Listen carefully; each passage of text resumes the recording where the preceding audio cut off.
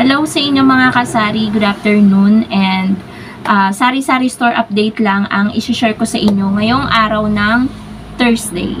So, Thursday ngayon, September 5. So, ang upload ng vlog na to, pag hindi bukas sa isang araw mga kasari. So, ang update natin ngayon is lugi na naman ang ating negosyo sa kanila. So, sinong sa kanila? Bumalik na naman guys yung mga mababait. Siguro ilang weeks lang nawala. Siguro mga 2 weeks nawala yung mga mababait. Alam nyo na guys, kapag sinabing mababait, yung mga daga. So, sabi ni mother and sabi ni partner, tag-ulan kasi, kaya naghahanap sila ng masisidungan. Kasi nung bago mag-uulan, magkaroon ng bagyo, 'di ba? Sobrang init ng panahon mga kasari. So, umalis sila. Talagang nanahimik yung tindahan. Tinigilan nila yung mga paninda. Pero kahapon guys, pag check ko, may bumili kasi ng chichirya. Chichirya lagi tina-target nila eh. Pati yung mga nakasabit na harina, mantika, yan yung tinitira nila mga kasari. So, pag check ko ng chichirya, lugi na naman ang negosyo. Dalawang piatos, isang sour cream at isang cheese, yung butas. Malalaki guys yung butas, yung sa piatos na green lang ang hindi. Yun, kinain ko yun. As in, sobrang scratch lang na ganyan. As in, yung pag ginanyan mo, hindi agad lumalabas yung hangin. So, dalawang potato fries yata yun. Tapos basta isang chichirya pa yun guys. Bali 5 chichirya yung nabutas. Lugi na naman tayo sa chichirya dahil sa mga mababait. Bumalik na naman po yung problema natin dito sa tindahan.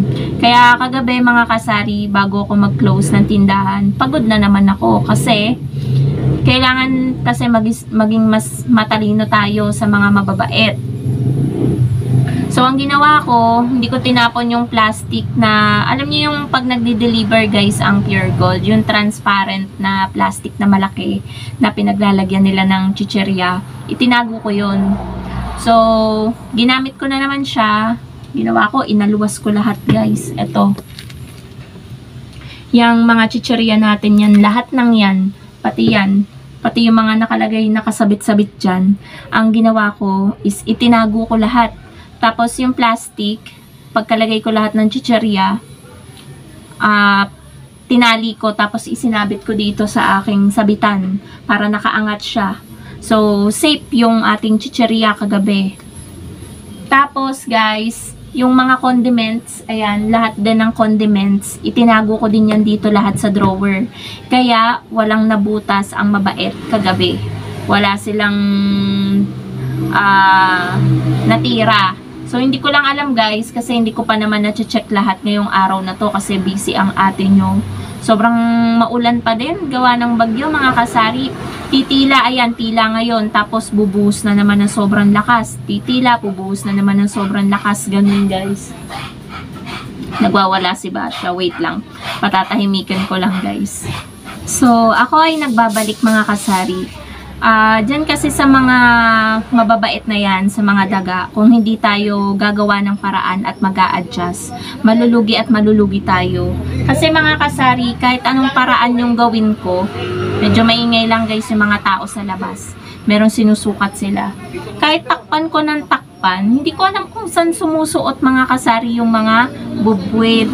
Kaya talagang ako na lang mismo talaga yung nag-a-adjust para hindi ako malugi. So, sabi ni mother, wag ko daw mumurahin, wag kong sasaktan. Hindi ko naman nakikita eh, kasi pagising ko sa umaga, wala naman daga dito. Noon lang talagang kasagsagan na grabe, kahit nakaupo ako dito, makikita ko tumatakbo-takbo yung mga mababait. So, ayun guys, yung update natin sa ating sari-sari store. Medyo lugi na naman tayo sa ating chichirya. And update sa GCash, yan, sari-sari store update. Sasama ko na rin.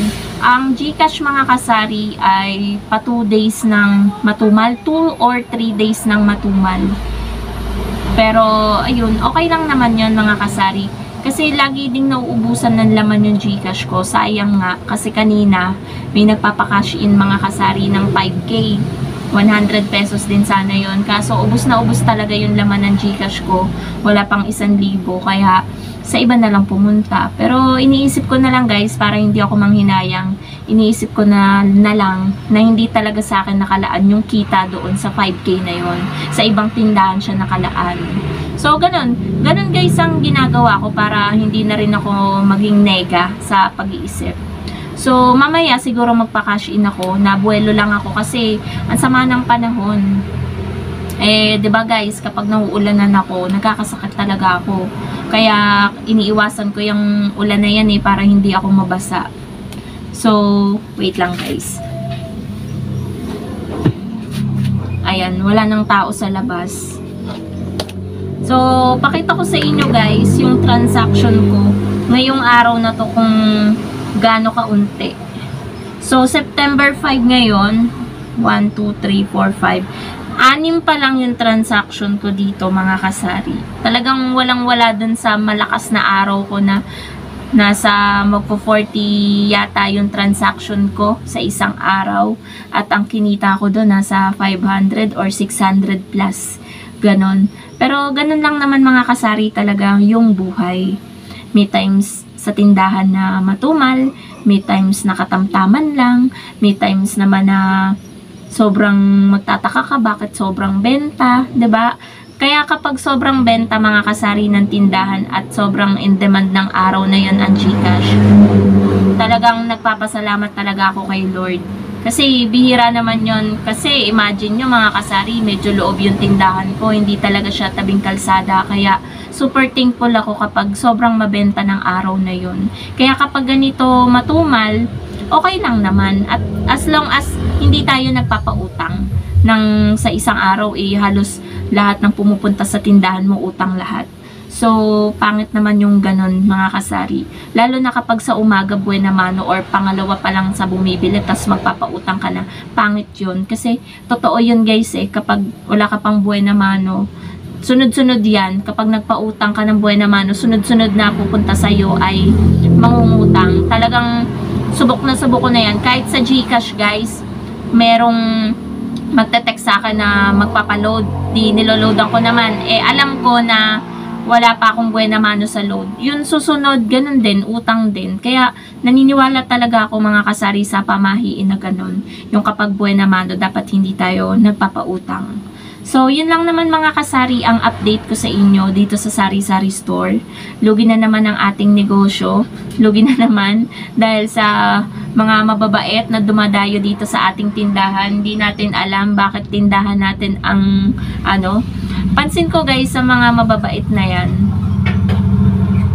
Wait lang guys. Ayan po mga kasari, meron lamang pong bumili ng pangmerienda, 3 order ng siomai at 2 Coke mismo. So, 2 mismo pala, isang Sprite, isang Coke mismo. So, naka 115 ako dun sa nagpapagawa dito na magiging kapitbahay namin. So, ayun guys, yung update ngayong araw na uy, huwag ka mahingay. Dito ko na rin tatapusan mga kasari ang aking vlog kasi mag-uumpisa na si Basyang tahol-tahol. Thank you so much for watching mga kasari and happy selling po sa inyong lahat. Bye guys!